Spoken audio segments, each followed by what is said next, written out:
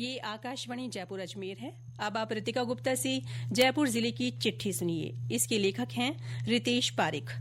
जयपुर जिले में बीते महीने कड़ाके की सर्दी के बीच राष्ट्रीय नेताओं के दौरे, सामाजिक, सांस्कृतिक और धार्मिक आयोजनों की धूम रही। इस दौरान हुए राष्ट्रीय और अंतर्राष्ट्रीय स्तर के आयोजनों ने गुलाबी नगर की शोहरत को नई बुलंदियों तक भी पहुंचाया।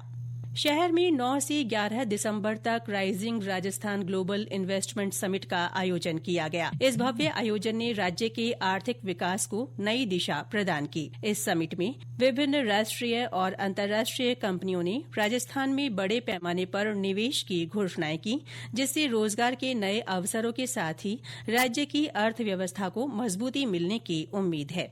इस आयोजन में देश दुनिया के बड़े कारोबारी और उद्यमियों के साथ ही राष्ट्रीय नेताओं ने भी शिरकत की।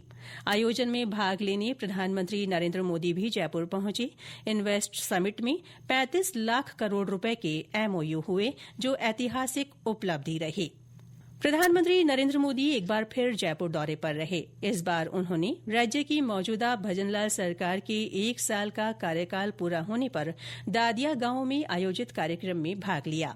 इस अवसर पर प्रधानमंत्री ने पीकेसी ईआरसीपी जल परियोजना की शुरूआत की।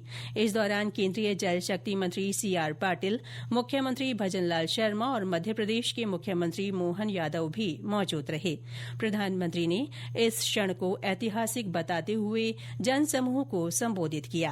राष्ट्रीय नेताओं के जयपुर आगमन को देखते हुए समूचे जिले में सुरक्षा और कानून व्यवस्था को लेकर कड़े इंतजाम किए गए। उपराष्ट्रपति जगदीप धनखड़ भी पिछले दिनों जयपुर आए। उन्होंने नवनिर्मित सोहन सिंह स्मृति कौशल विकास केंद्र का लोकार्पण किया। इस कार्यक्रम में मुख्यमंत्री भजनलाल शर्मा भी मौजूद रहे। राज्य की भजनलाल सरकार के कार्यकाल का 1 वर्ष पूरा होने पर कई कार्यक्रम आयोजित किए गए। 1 वर्ष परिणाम उत्कर्ष की थीम पर आमजन से जुड़े विभिन्न आयोजन रखे गए। इस दौरान जिले के पंच गौरव और जिला स्तरीय पुस्तिका का विमोचन किया गया। सरकार की उपलब्धियों पर आधारित विकास प्रदर्शनी लगाई गई। युवाओं के लिए रोजगार उत्सव और महिलाओं का सम्मेलन रखा गया। जयपुर के स्थापना दिवस के उपलक्ष्य में आयोजित समारोह की श्रृंखला में बीते दिनों विभिन्न सांस्कृतिक कार्यक्रमों का आयोजन हुआ। इस दौरान शहर के प्रमुख स्थलों पर कार्यक्रम रखे गए। इस दौरान विद्यार्थियों की नृत्य और अभिनय प्रतियोगिता भी आयोजित हुई। इसमें बड़ी संख्या में विद्यार्थियों ने भाग लिया। जयपुर समारोह में शास्त्रीय संगीत और फिल्म संगीत आधारित कार्यक्रम भी हुए। शाही रेलगाड़ी पैलेस ऑन व्हील्स के इस साल के दौरे में पिछले दिनों 5 देशों के 30 पर्यटक जयपुर पहुंचे। जयपुर पहुंचने पर मेहमानों का पारंपरिक रूप से स्वागत किया गया। यात्रियों को गुलाबी नगर के प्रमुख पर्यटन स्थलों का भ्रमण करवाया गया। जयपुर के भाकरोटा इलाके में पिछले दिनों सुबह के समय हुए भीषण अग्निकांड ने देश दुनिया का ध्यान अपनी ओर खींच लिया। हादसे में एक एलपीजी गैस से भरे टैंकर में आग लग गई। इसकी चपेट में आने से करीब 40 लोग झुलस गए। इनमें से करीब 20 लोगों की मृत्यु हो गई। अग्निकांड में कई वाहन भी जलकर खाक हो गए। सूचना मिलने पर दमकल विभाग और पुलिस के साथ एम्बुलेंस मौके पर पहुंची और बचाव राहत कार्य शुरू किए।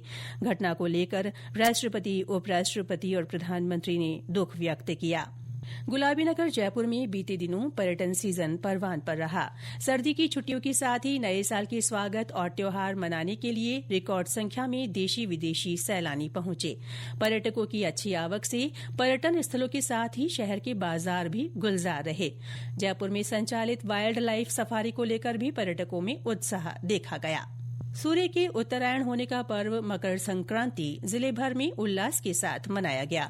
गलता कुंड सहित प्रमुख सरोवरों में लोगों ने धार्मिक स्नान कर दान पुण्य किया।